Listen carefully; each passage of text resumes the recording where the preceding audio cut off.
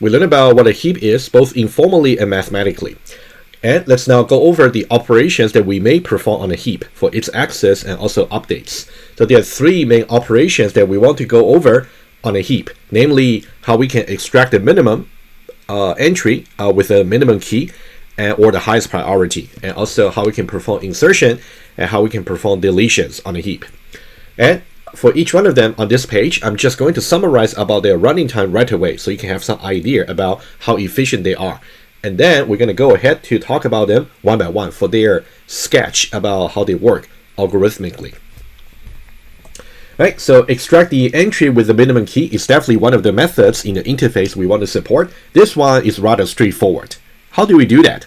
Well, given the relational property of the heap, we know that the root node stores the entry with the minimum key value or with the highest priority. So you simply just return the store entry of the root. In that case, what will be the running time? Well, there should be no computation involved but just returning the root of the tree. Well, constant amount of time. So this one here, we are not going to talk about any further. It's just straightforward. But let's focus more on the next two operations. The second operation will be how we can insert a new entry into the heap. And it turns out we have to take the running time that's proportionate to the height of the tree, or big of log n, because we know that the heap is actually a complete binary tree, right? So it's a guarantee. The height, given the number of nodes being n, the height must be bounded by log n.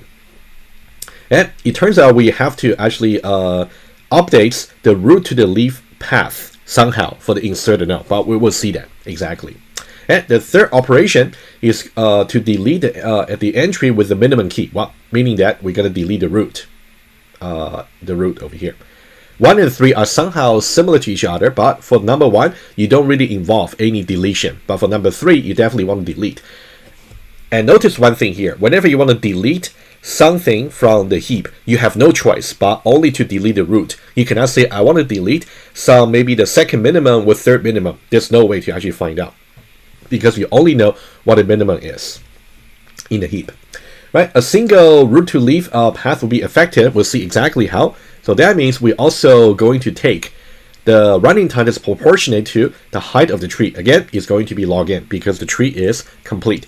So for both insertion and deletion, they're going to take log n running time. And if you actually compare with our list-based implementation for the priority queue, what will be the running time to actually find out the minimum entry and also to really insert a new entry?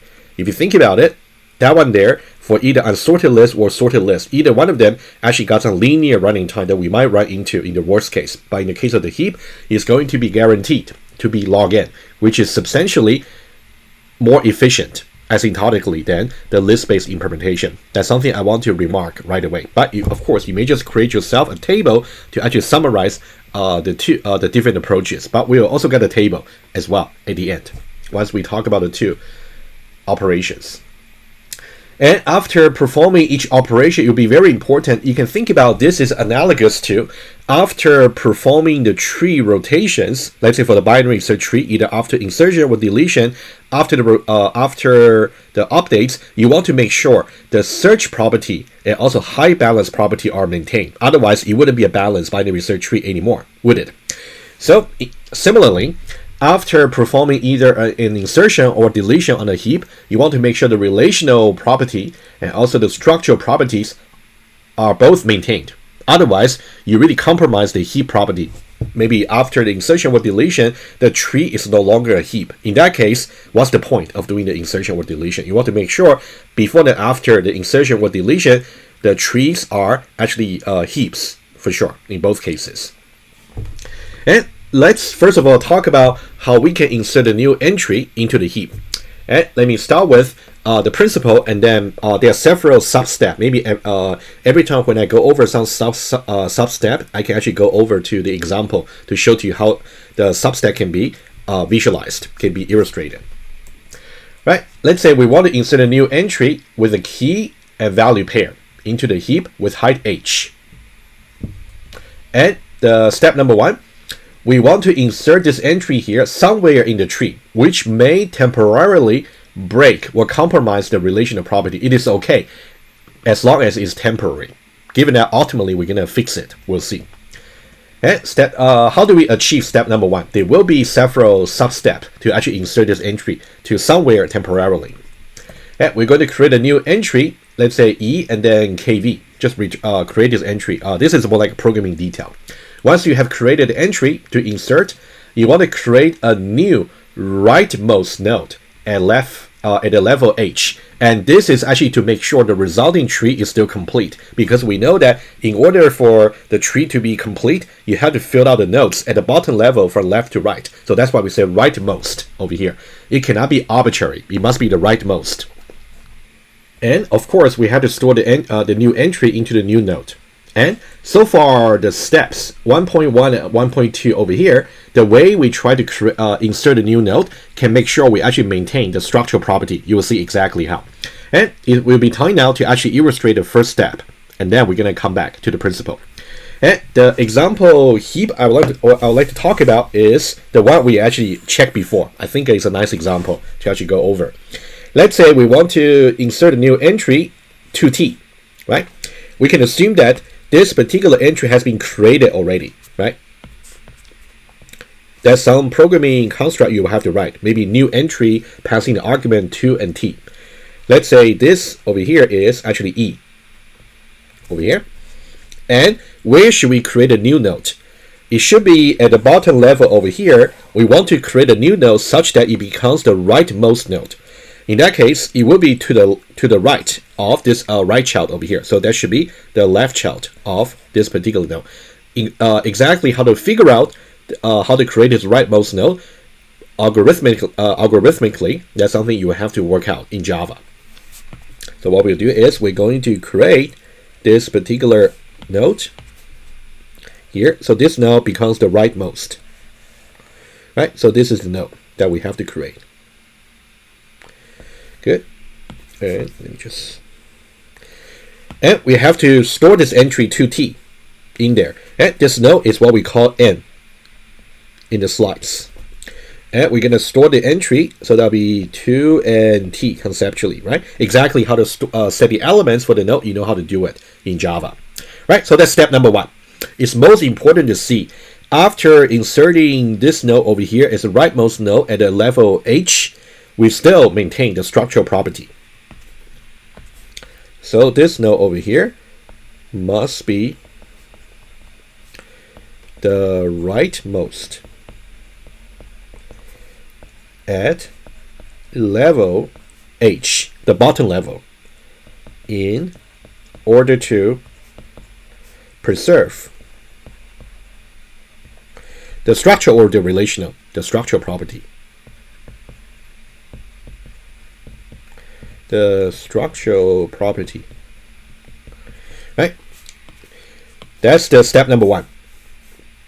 Level H and also rightmost structural property. Okay. Okay, let's now go back to the slides and see what step number 2 is. We are now going to perform a process called Up-Heap bubbling. Apparently, we have already got this node over here, but notice one thing here. Is the resulting tree as is a heap anymore? The answer is no. The reason is, even though we have maintained the structural property, but the relational property has been compromised, it's been broken, because you can see, very easy to see, the key value over here must be larger than or equal to the parent key value. But is it the case anymore? It is not. 2 larger than or equal to 20, apparently it's not the case. So the relational property has been broken. That's why you may actually have to perform the so-called Up-Heap bubbling mechanism to really restore the relational property. That's something we'll see, right? That's something you want to observe right away. And how do we restore the heap order property or the relational property? Let's go over the steps and then we'll visualize it as well. We're going to create, basically, let's name this the node to be C. We're going to use the following convention: C for the child and P for the parents. And we may have to keep swapping these two variables as we go upwards to the root. So that's why it's called Up-Heap bubbling. Okay, and apparently you can see if you actually want to go all the way up to the root, And how many such steps you may have to do in the worst case? Well, if you go all the way up to the root, then you're basically doing the number of such steps that's proportionate to the height of the tree, which will be log n. So that's why the running time for insertion will be log n. Right, let's say we have C, the child, and also we have we want to make, okay, so this process over here can be done iteratively. You don't necessarily have to do it recursively. You may, if you want to, but I would say the way we sketch it will be like an iterative process. It's also very corresponding to how I'm going to visualize the insertion. We'll see. Right, so we're going to have a P being the parents of the child node. We'll see that in a moment. And then the idea will be, if somehow the key of the parents is less than or equal to the key of the child, or the key of the child is larger than or equal to the parent, either way, for interpretation. If this has satisfied, that means the heap order property is restored. In that case, you can stop the iteration and exit from the loop. And that means your resulting tree is now maintained, is now restored for its heap property. Otherwise, you will have to swap the nodes between C and P. Right? This will be the important process to actually illustrate. And programmatically, you have to figure out how to do it.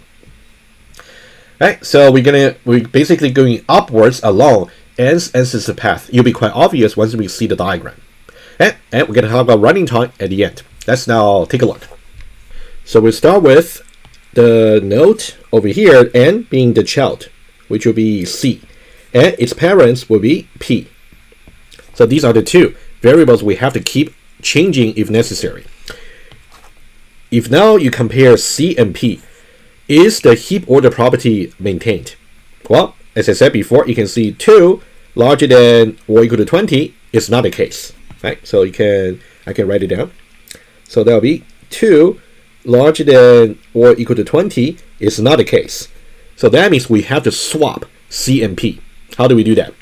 And the way we do that is we have to swap the node. Conceptually, you're basically just replacing, you're just swapping this entry here to here and this entry here to here. That's what you got to do. But programmatically, you got to figure out the details. Maybe somehow you need some intermediate entry to store, and then you got to swap, set the element for these two accordingly. Right? That's something you may have to do. Right? I'll leave that detail to you. So I'm going to swap this one here to be 2t. And then this one over here to be 20b. That will be what the slice really means by swapping C and P. Right? So after this will become C. And this will become P. Alright? So let me just get rid of it. So this one here, no longer there. This one, no longer there. So what we have is, over here, this one is C. And this one over here is P. And we do a similar check. In this case, we got the key will be 2 over here versus 6 over here. 2 larger than or equal to 6, apparently it's not the case. So we're going to do another swap. So we're going to swap between this entry here and this entry over here. So this 2t should be put here. This 6z should be put over here. Let's now do it. So let's now cross them out. 6z is going to be here, and the 2t will be swapped to here. That would mean we have to also change the pointer. C is no longer here, and P is no longer here. So C should be this node over here. You can see we're going exactly upwards towards the tree for the ancestor path. You can see this is the original node that we added. We're going along the ancestor path. That's why it's log n, running time. Right, C and also P. And let's now compare again. We got 2 versus 4. Okay, let me write it down. So we got 2 over here versus 4. 2 larger than or equal to 4, apparently it's false. So we have to do another swap. So we're going to swap the 2t and 4c. So 4c is going to become over here, and also 2t is going to be stored in the root. And after that, of course, you can think about for your program, you're going to update this one here, right? So this now will be the C. And this will be the terminating condition because C is no longer the non-root node. well, as soon as C becomes the root, that means they have no further parents to really compare the relational property. In that case, we're done. All right, so what's the final outcome? The final outcome is we got 2t, we got 4c, we got 6z, and also we got 20b. This is the only path that was impacted over here. So this part over here is the only path that's actually impacted over here. Right? I can draw better. This one here, this one here, this one over here. Right? That's called Up-Heap bobbling.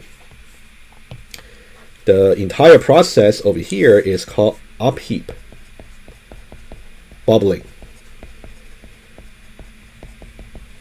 And Up-Heap bobbling is actually necessary for the post-processing job for the insertion in order to restore the relational property or the heap order property. Alrighty, so that's about insertion. Let's now go back to the slides. And what will be the running time? As we can see from the visual, the number of steps you will take for you to do the complete Up-Heap bobbling is proportionate to the height of the tree, because you're going along from the bottom level H, from the inserted node all the way up to the root. So that'll be the ancestor path for the root, right? Just again, you want to remember the visual that we have shown over here. Starting from the inserted node, you want to go all the way up to, in the worst case, to the root to restore the heap order property or the relational property. And what will be the running time? And you can see, well, of course, you can definitely go over the different steps which can be translated into Java code, but all of them will take big O of 1 for each step. And then how many repetitions you may have to do from starting from the bottom node all the way to the root, it will be proportionate to the height of the tree. That's why it's going to be big O of log n. And that's an overrunning time for insertion, which is very efficient. Compared with if you actually use the sorted list approach for the priority queue. In that case, in order for you to really insert a new node into the list, in that case, to really maintain the sorted property, it will take linear time, right? So that's why heap can be a very good candidate for priority queue, which is something we will illustrate a bit later.